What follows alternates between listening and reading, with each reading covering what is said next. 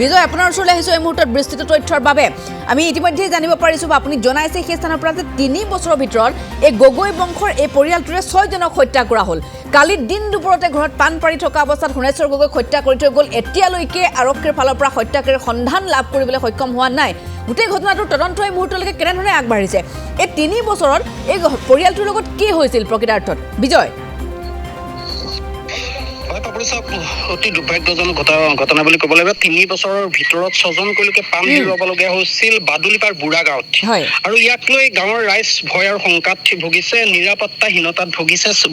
বয়োজ্যেষ্ঠ লোকসকলে ইতিমধ্যে তেওঁলোক ভয়ত থিমিয়মান হৈ পৰা দেখিবলৈ পোৱা গৈছে। যিহেতু যোৱাকালি এহাল বৃদ্ধ দম্পতীক যিহেতু হানিখুচি হত্যা কৰাৰ যি অপচেষ্টা কৰা হ'ল, ইতিমধ্যে বয়োজ্যেষ্ঠ মহিলাগৰাকী মৃত্যুৰে যুঁজিছে।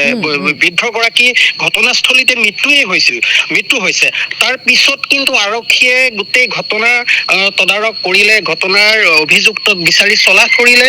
বিয়লি ভাগত আৰক্ষীৰ উচ্চপদস্থ বিষয়াগৰাকীয়ে ইতিমধ্যে এটা কথা জানিবলৈ দিলে, এজন অপৰাধীক আটক কৰিবলৈ সক্ষম হৈছে। ইতিমধ্যে সোধপোছ অব্যাহত ৰাখিছে। ঘটনাই ইতিমধ্যে কোনো অভিযুক্ত সাৰি যাব নোৱাৰে বুলি তেখেতে ইতিমধ্যে একে গাঁৱৰে এজন যুৱকক, সন্তোষ ঘাটোৱাৰ নামৰ এজন যুৱকক ইতিমধ্যে গ্ৰেপ্তাৰ কৰিলে। কিন্তু গ্ৰেপ্তাৰ কৰাৰ পিছত আৰক্ষীয়ে কিন্তু নিশ্চিত কৰি এটা কথা সাংবাদিকক জনাইছিল, অভিযুক্তৰ ভিতৰত এজনক আমি গ্ৰেপ্তাৰ কৰিবলৈ সক্ষম হৈছো। আৰু পৰৱৰ্তী সময়ত গোটেই কথা বতৰাখিনি সাংবাদিক বা আমি ৰাজহুৱাভাৱে ক'বলৈ সক্ষম হলো। কিন্তু অতি গুৰুত্বপূৰ্ণ বিষয় এইটোৱে, সন্ধ্যাৰ ভাগত যদিহে অপৰাধীক গ্ৰেপ্তাৰ কৰিবলৈ আৰক্ষীয়ে সক্ষম হৈছিল, সন্ধ্যাৰ ভাগত আকৌ স্নিফাৰ দক আনি পেলাই আকৌ গোটেই অঞ্চলটো আৰক্ষীৰ এটা বৃহৎ দলে চলাথ কৰিছে। ইতিমধ্যে আমি সমগ্ৰ ভিজুৱেল ND24 দৰ্শকসকলক আমি দেখুৱাইছো। ৰাতি আৰক্ষীৰ এটা বৃহৎ দলে স্নিফাৰ দক আনি কিন্তু বৃহত্তৰ অঞ্চলটো কিন্তু চলাথ কৰিলে। আকৌ অপৰাধী বিচাৰিলে। যদিহে অপৰাধী গ্ৰেপ্তাৰ কৰিছে, তেতিয়াহ'লে নিশাৰ ভাগত আৰক্ষী আকৌ কিয় এই অপৰাধী বিচাৰি স্নিফাৰ দক আনি কিয় এইখিনি অভিযান চলাবলগীয়া হৈছে? হয়, ইয়াক লৈ বিভিন্নজনে প্ৰশ্ন কৰিছে। আচলতে ৰাইজক আশ্বস্ত কৰিবৰ কাৰণে আৰক্ষীয়ে এইখিনি কাম কৰিছে নে প্ৰকৃততে হত্যাৰ সন্দেহত এজন যুৱকক গ্ৰেপ্তাৰ কৰা হৈছে? বিজয়, বিগত 3 বছৰত যে একেটা পৰিয়ালৰে 6জনক হত্যা কৰা হ'ল, এই 3 বছৰত আৰক্ষীৰ তদন্তত কি ওলাইছিল? 3 বছৰত ইতিমধ্যে আমি এটা কথা ক'ব লাগিব, পূৰ্বৰ দিশলৈ আমি ঘূৰি যাব লাগিব। যিহেতু আমি তেনেকুৱা ঘটনা 2-3টা ঘটনাত আমি নিজে আহিছো। আমি যিখিনি দেখিছো, স্থানীয় লোকসকলে আৰক্ষীক বাৰম্বাৰ কিন্তু এই কথা বতৰাখিনি অৱগত কৰাৰ পিছতো এটা কথাই কিন্তু আৰক্ষীৰ ফালৰ পৰা নিশ্চিত নহল, অপৰাধী ধৰাৰ ক্ষেত্ৰত কিন্তু তেওঁলোক সফল নহল। প্ৰথম কথা, আৰক্ষীয়ে অপৰাধী ধৰাৰ ক্ষেত্ৰত কিন্তু সফল নোহোৱাটো স্পষ্ট কথা। কিন্তু এই মুহূৰ্তত কিন্তু স্থানীয় বয়োজ্যেষ্ঠ ব্যক্তিৰ পৰা শিশুলৈকে সকলো কিন্তু অতি আৰক্ষীৰ বিৰুদ্ধে ক্ষোভ প্ৰকাশ কৰিছে। আৰক্ষীয়ে এই ক্ষেত্ৰত কোনো ধৰণৰ অপৰাধী ধৰাৰ ক্ষেত্ৰত যি ধৰণে গুৰুত্ব প্ৰদান কৰিব লাগিছিল, আৰক্ষীৰ ভূমিকা যিটো হ'ব লাগিছিল, কোনো তেনেকুৱা ধৰণৰ ভূমিকা নেদেখিলে। যাৰ পৰিণীতিত যোৱাকালি ঘটনা সংঘটিত হ'বলৈ পালে। এমাহ পূৰ্বে এগৰাকী মহিলাক ইতিমধ্যে হত্যা কৰি চোতালত পেলাই থৈ গৈছিল। কিন্তু চোতালত পেলাই থৈ যোৱাৰ পিছত দেৰগাঁও আৰক্ষীক স্থানীয় লোকসকলে, পৰিয়ালৰ লোকসকলে অভিযোগ ব্যক্ত কৰিলে। ইতিমধ্যে তদন্ত হ'ব লাগে। ইতিমধ্যে মহিলাগৰাকী হত্যা কৰা হৈছিল। বিভিন্ন ধৰণৰ আৰক্ষীক কথা বতৰা কোৱা হ'ল, লিখিতভাৱে অভিযোগ দিয়া হ'ল। কিন্তু আৰক্ষীয়ে এই ক্ষেত্ৰত মহিলাজনী কোনে হত্যা কৰিলে, হত্যাৰ কিন্তু তদন্তই নকৰিলে। এমাহৰ পূৰ্বে, এমাহ 7 দিন হৈ গৈছে, যোৱাকালি এমাহ 7 দিন হৈ গৈছে, সেইগৰাকী মহিলা হত্যাকাৰীয়ে হত্যা কৰি পেলাই ইতিমধ্যে তাৰ পৰা পলাই গৈছিল। কিন্তু আৰক্ষীৰ যি ভূমিকা হ'ব লাগিছিল, সেই আৰক্ষীয়ে কিন্তু তেনেকুৱা ধৰণৰ ভূমিকা গ্ৰহণ নকৰা।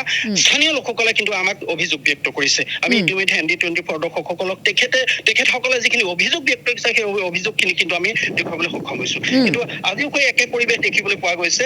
এই মুহূৰ্ততো আমি যি ঘৰ ব্যক্তি সোণেশ্বৰ গগৈ গৃহতে আমি আহি উপস্থিত হৈছো। ইতিমধ্যে তেখেতৰ নশ্বদেহ সৎকাৰ কৰিবলৈ ব্যৱস্থা গ্ৰহণ কৰিছে। আমি আহিছো আৰু ইতিমধ্যে আমি বয়োজ্যেষ্ঠ ব্যক্তিসকলৰ পৰা ইতিমধ্যে জানিব পাৰিছো, বয়োজ্যেষ্ঠ ব্যক্তিসকলে কোৱা মতে অভিযুক্ত কিনিবলৈ আৰক্ষীয়ে ধৰিব পৰা নাই। পৰিয়াল কেন্দ্ৰিক শত্ৰুতা অৰ্থাৎ বিজয় গোটেই ঘটনাটো পৰিয়ালকেন্দ্ৰিক শত্ৰুতা বুলি মানুহ লোকসকলে ক'ব বিচাৰিছে পৰিয়ালকেন্দ্ৰিক শত্ৰুতা বুলিও স্পষ্টভাৱে কিন্তু ক'ব পৰা নাই কিন্তু এটা কথা কিন্তু স্পষ্ট যিজন কালি যুৱকক ইয়াত গ্ৰেপ্তাৰ কৰি পেলাই লৈ যোৱা আটক কৰি লৈ যোৱা হৈছিল সেই আটক কৰি লৈ যোৱা যুৱকজন সেই মানুহ ঘৰত সেই ঘৰ ব্যক্তিত সোমেশ্বৰ গগৈ গৃহতে তেওঁ কাম বন কৰে তেওঁ মাটি বাৰী সংক্ৰান্তীয় যিখিনি খেতি পথাৰত তেওঁ নিয়োজিত হৈ থাকে আৰু সেই সংক্ৰান্তত সেই যুৱকজন ঘটনা যিটো হত্যাকাণ্ড হৈ যোৱাৰ পিছতে সেই যুৱকজন সেই স্থানৰ পৰা সেই গৃহৰ পৰা ওলাই যাওঁতে এগৰাকী যুৱতীয়ে দেখা পাইছিল আৰু সিসি কেমেৰাত এটা ভিজুৱেল ধৰা পৰিছে বিজয় সিসি ভিজুৱেলত সেইটোৱে ধৰা পৰিছে আৰু সেইজন যুৱকৰ লগত আৰু সিসিটিভি ভিজুৱেল যিটো ভিজুৱেলত যিজন যুৱকক দেখা গৈছিল আৰু গৃহৰ পৰা ওলাই অহা সোণেশ্বৰ গগৈ হত্যা হোৱাৰ পিছ মুহূৰ্ততে সেই সোণেশ্বৰ গগৈ ঘৰৰ পৰা ওলাই অহা যুৱকজনৰ যি কাপোৰৰ যিটো বৰ্ণনা কৰিলে যুৱতীগৰাকী একে আৰক্ষীয়ে মিল পালে আৰু তাৰ সন্দেহতে সেইজন যুৱকক কিন্তু আটক কৰিছে দীৰ্ঘদিনৰ পৰা সোণেশ্বৰ গগৈ বাসগৃহতে কাম কৰি আছিল সেইজন যুৱকে হয় দেৰগাঁথনত ইতিমধ্যে সোধপোছ অব্যাহত ৰাখিছে কিন্তু গুৰুত্বপূৰ্ণ কথা এইটোৱে সোধপোছ অব্যাহত ৰখা সময়ছোৱাতে আকৌ নিশাৰ ভাগত এটা আৰক্ষী বৃহৎ দল আহিছে আহি স্নিফাৰডক লৈ বৃহত্তৰ অঞ্চলটোত অপৰাধী বিচাৰি ইয়াত কিন্তু চলাথ কৰা দেখিবলৈ পোৱা গ'ল ইয়াত ৰাইজৰ মাজত বিভিন্ন প্ৰশ্ন উদয় হৈছে যদিহে সঁচাকৈ হত্যাকাৰী সেইজন যুৱকেই হয় সন্তোষ ঘাটৰে হয় তেতিয়াহ'লে আৰক্ষী কিয় হত্যাকাৰী বিচাৰি অপৰাধীক বিচাৰি কিয় চলাথ কৰিব লাগিছে ৰাইজৰ মাজত বিভিন্নটা প্ৰশ্ন উদয় হৈছে আৰু তাতোতকৈ গুৰুত্বপূৰ্ণ কথা এইটোৱে এইখন গাঁও যিখন বুঢ়া গাঁৱতে আমি প্ৰায় ঘটনা সংঘটিত হোৱা আমি প্ৰায় কেইটা ঘটনাৰ পিছতে আমি আহি উপস্থিত হৈছো ৰাইজৰ যিখিনি কথা বতৰা ৰাইজৰ যিখিনি অভিযোগ ৰাইজৰ যিখিনি প্ৰতিভিযোগ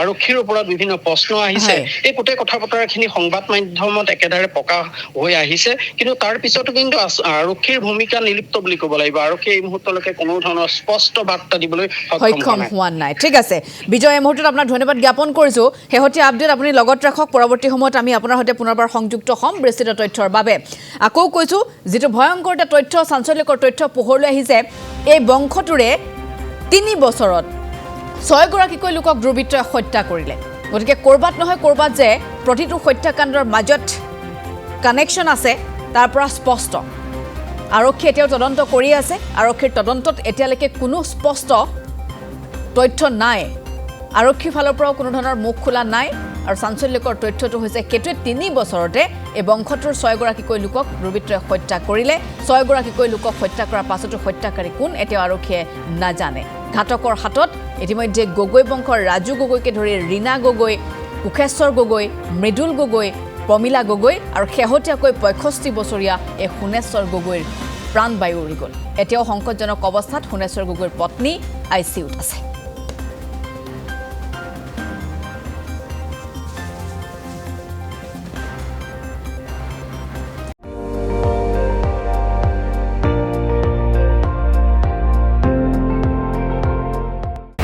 আপুনি চাই আছে ND24 সৰ্বশ্ৰেষ্ঠ নহয় সৰ্বোত্তমৰ দৌৰ